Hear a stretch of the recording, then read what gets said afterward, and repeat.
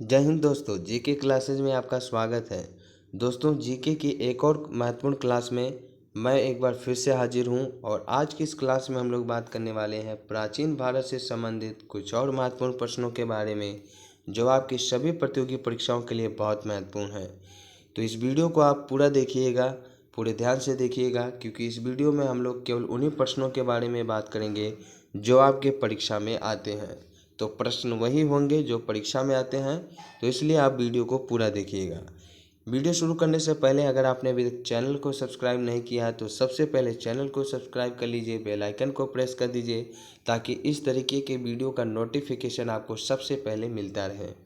साथ ही अगर आपने क्लास को शेयर नहीं किया है तो आप अपने सभी दोस्तों में क्लास को शेयर कर दीजिए। तो चलिए आज की इस क्लास की शुरुआत करते हैं और बात करते हैं आज की इस क्लास की पहले प्रश्न की। पहला प्रश्न कह रहा है कि निम्नलिखित में से कौन सा नाटक चंद्रगुप्त मौर्य के राज्य ग्रहण से संबंधित है। निम्नलिखित में से कौन सा नाटक चंद्रगुप्त मौर्य के राज्य ग्रहण से संबंधित है। ए है अभिज्ञान शकुंतला, बी है कुमार संभव, सी है मुद्रा राक्षस, डी है कोई नहीं। तो इस प्रश्न का सही जवाब हो जाएगा दोस्तों ऑप्शन नंबर सी, मुद्रा राक्षस। मुद्रा राक्षस इसकी रचना विशाख दत्त ने की थी, ठीक है, और ये चंद्रगुप्त मौर्य के राजग्रहण से संबंधित है। ठीक, चलिए बात करते हैं प्रश्न नंबर 2 की। प्रश्न नंबर 2 है यथु, है ना, यतु थोगाई क्या है।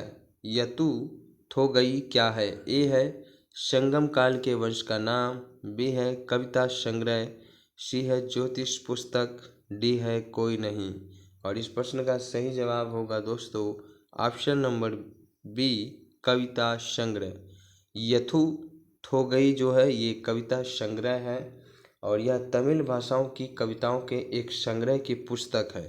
ठीक है, ये जो है तमिल भाषाओं की कविताओं की संग्रह का एक पुस्तक है जिसका नाम है यतु थोगई। ठीक, याद रहेगा आपको। चलिए बात करते हैं प्रश्न नंबर 3 की। प्रश्न नंबर 3 है अयोध्या के मंदिर किस नदी के किनारे हैं।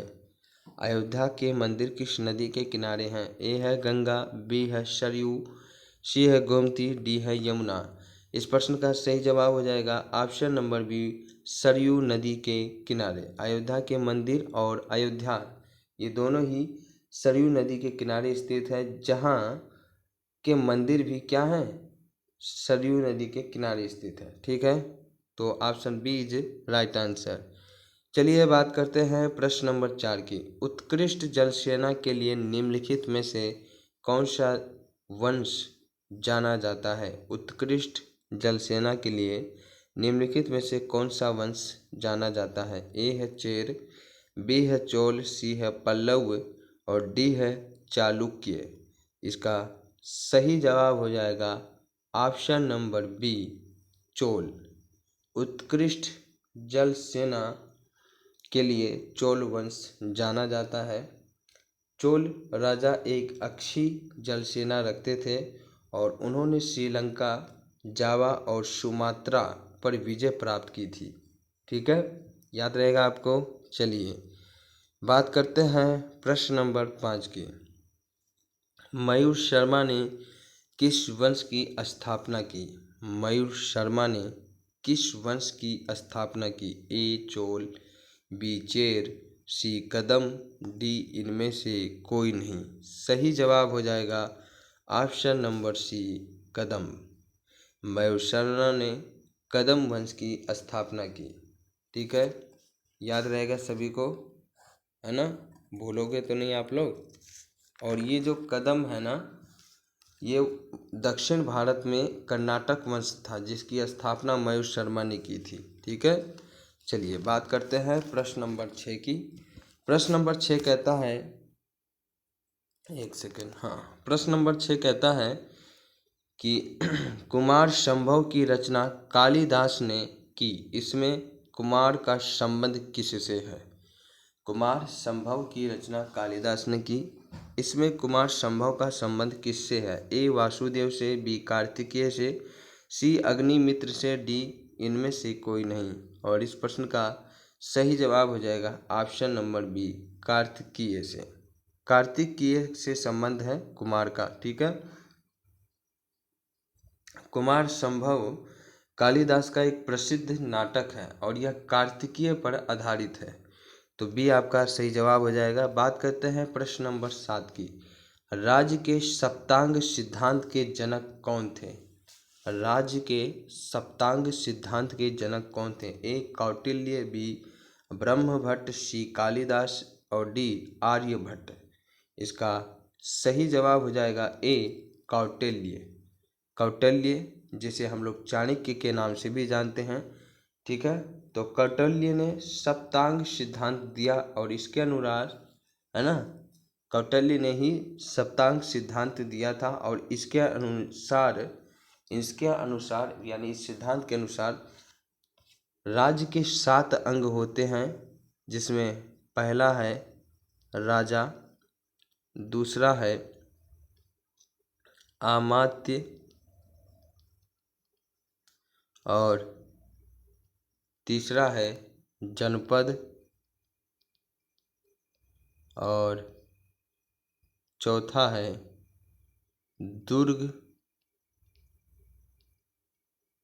दुर्ग और पांचवा है आपका कोष, ठीक। छठा है दंड और सातवां है मित्र। तो राज्य के सप्तांग सिद्धांत के जनक कौटिल्य है और इनके अनुसार राज्य के 7 अंग होते हैं, राजा, अमात्य, जनपद, दुर्ग, कोष, दंड और मित्र, ठीक है। चलिए बात करते हैं प्रश्न नंबर 8 की। कोणार्क के सूर्य मंदिर को किस वंश के राजा ने बनवाया? कोणार्क के सूर्य मंदिर को किस वंश के राजा ने बनवाया? ए पूर्वी गंग वंश, बी पल्लव, सी चंदेल, डी चोल। सही जवाब हो जाएगा इसका ऑप्शन नंबर ए पूर्वी गंग वंश। कोणार्क के सूर्य मंदिर को पूर्वी गंग वंश के राजा ने बनवाया था। कोणार्क का सूर्य मंदिर पूर्वी गंग वंश के राजा नरसिंह देव ने 1250 ईस्वी में, है ना, पूर्वी गंग वंश के राजा थे नरसिंह देव। इन्होंने 1250 ईस्वी में मुस्लिम राज्यों पर विजय के उत्सव के रूप में इस मंदिर की निर्माण कराया था और इसे काल को पैगोडा भी कहा जाता है। इस काल को पैगोडा भी कहा जाता है। तो ये आपके लिए बहुत महत्वपूर्ण प्रश्न है, इसे आप लोग याद रख लीजिएगा। कोणार्क का सूर्य मंदिर पूर्वी गंग वंश के राजा नरसिंह देव ने 1250 ईस्वी में मुस्लिम राज्यों पर विजय के उत्सव के रूप में बनवाया था और इस काल को पैगोडा भी कहा जाता है, ठीक है, याद रहेगा आपको। चलिए बात करते हैं प्रश्न नंबर 9 की और प्रश्न नंबर 9 कहता है निम्नलिखित में से सिंधु घाटी सभ्यता का कौन सा क्षेत्र समुद्री व्यापार के लिए प्रसिद्ध था? A Rangpur, B Lothal, C Ropar, D Harappa. सही जवाब हो जाएगा option number B Lothal. Lothal Sindhu घाटी सभ्यता का एक बंदरगाह था। यह गुजरात में है और यहाँ समुद्री क्षेत्र से व्यापार होता था, ठीक है। तो लोथल आपका क्या था? सिंधु घाटी सभ्यता का एक प्रसिद्ध समुद्री व्यापार स्थल था। चलिए बात करते हैं प्रश्न नंबर 10 की, जो कि आज की इस क्लास का आखिरी प्रश्न है। और प्रश्न नंबर 10 है कि निम्नलिखित में से कौन वैदिक साहित्य से संबंधित है? ए संबंधित है धर्मसूत्र, अकरग सूत्र और अवतमसक सूत्र। ये 3 आपको प्रतिबंध दिए हैं, ठीक है। अब ऑप्शन आपको देना है, केवल एक सही है, या ऑप्शन बी 1 और 2 सही है, या ऑप्शन सी 2 और 3 सही है, या ऑप्शन डी 1, 2 और 3 सही है। तो इस प्रश्न का सही जवाब हो जाएगा ऑप्शन नंबर ए केवल एक सही है। वैदिक साहित्य से संबंधित है आपका धर्मसूत्र। धर्मसूत्र वैदिक साहित्य से संबंधित है। और धर्मसूत्र से वर्णाश्रम धर्म, व्यक्तिगत आचरण, राजा और प्रजा के कर्तव्य आदि का विख्यात विधान होता है ना। धर्मसूत्र जो है ये वैदिक साहित्य है। धर्मसूत्रों में वर्णाश्रम, धर्म, व्यक्तिगत आचरण, राजा और प्रजा के कर्तव्य आदि का विधान होता है। तो आपका option A is right answer. तो देखिए दोस्तों, इस क्लास में हम लोगों ने प्राचीन इतिहास से, प्राचीन भारत से संबंधित कुछ महत्वपूर्ण प्रश्नों के बारे में बात किया जो आपके सभी प्रतियोगी परीक्षाओं के लिए बहुत महत्वपूर्ण है। तो प्लीज़ आप इस वीडियो को पूरा देखिएगा, और अगर वीडियो आपको पसंद आया तो वीडियो को लाइक कर दीजिए, अपने सभी दोस्तों में शेयर कर दीजिए और चैनल को सब्सक्राइब कर लीजिए। ठीक है, तो चलिए मिलते हैं अगली क्लास में। तब तक के लिए आपका बहुत बहुत धन्यवाद। Thank you, thanks for watching. जय हिंद, जय भारत।